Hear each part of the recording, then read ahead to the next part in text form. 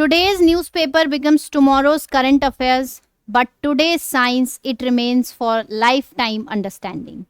So, welcome to Revision Kadda. This is Vaishali, and I am here in front of you to discuss the importance of basic sciences in all the competitive exams.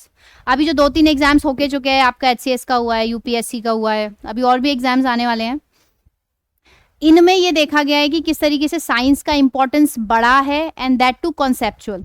आपसे example भी पूछे जा रहे हैं, लेकिन जो current में चीज़ें चल रही हैं कैसे उनको स्टैटिक के साथ रिलेट करके क्वेश्चंस को पूछा गया है.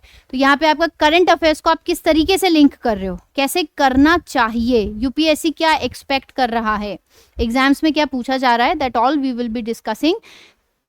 यहाँ पे majorly will discuss the sources in this class, and then in part 2 I'll be telling you how you can link current affairs with the static part through some examples. Okay, so let's start with the class.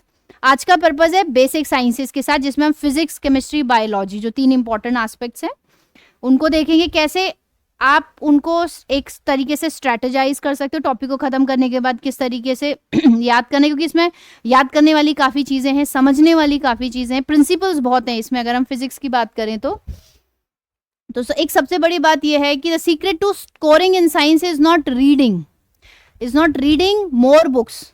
एक source पढ़ रहे हो लेकिन उसी को same चीज़ को बार बार revise कर रहे हो, वो हमारे लिए ज़्यादा बेटर है rather than having number of sources. And 5 smart revisions can out perform multiple sources. Build concise notes, revise regularly and practice questions consistently. Revise revise revise, practice practice practice. Practice makes the man perfect. तो वो perfection जो है वो हमको exam में लेके आना है कि इतना अच्छे से पढ़ लो, इतना अच्छे से रिवाइज कर लो कि कहीं से भी क्वेश्चन आ जाए वहाँ पे बस उसको एलिमिनेट करके आंसर निकाल ही लेना है. And the preparation is not all about what you're studying. It's how you grow up as a person, how you train your brain.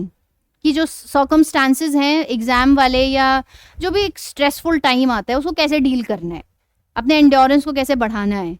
सो ये चीज़ भी बहुत ज़रूरी है. So preparing for any exam also prepares you in the life as a person, right. तो यहाँ पे हम लोग NCERTs पढ़ लेते हैं, लेकिन एग्ज़ाम के टाइम पे बस यही रहता है, यार पढ़ा तो था, याद नहीं आ रहा, यूँ बिल्कुल ऐसे वहाँ डेस्क पे यूँ इस तरीके से बाल खींचने लग जाता है, याद आ जाए याद आ जाए. नहीं, कैसे आएगा, इतनी सारी चीज़ें हैं, 1-2 बारी पढ़ा है, कैसे याद आ जाएगा. बस वही चीज़ है. So it's problem is not reading, it's revision. Everybody is good at reading.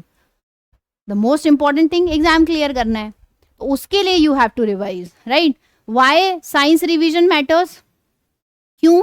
General science है जो हम लोग 8th 9th 10th 11th 12th में पढ़ते आ रहे, वो चीज़ें हैं. Apart from that we have your environment, agriculture and the current affairs related जो भी टॉपिक्स अभी चल रहे हैं. तो एग्रीकल्चर में भी अब कुछ चीज़ें ऐसे इंपॉर्टेंट टेक्नोलॉजी वाइज पूछी जाती हैं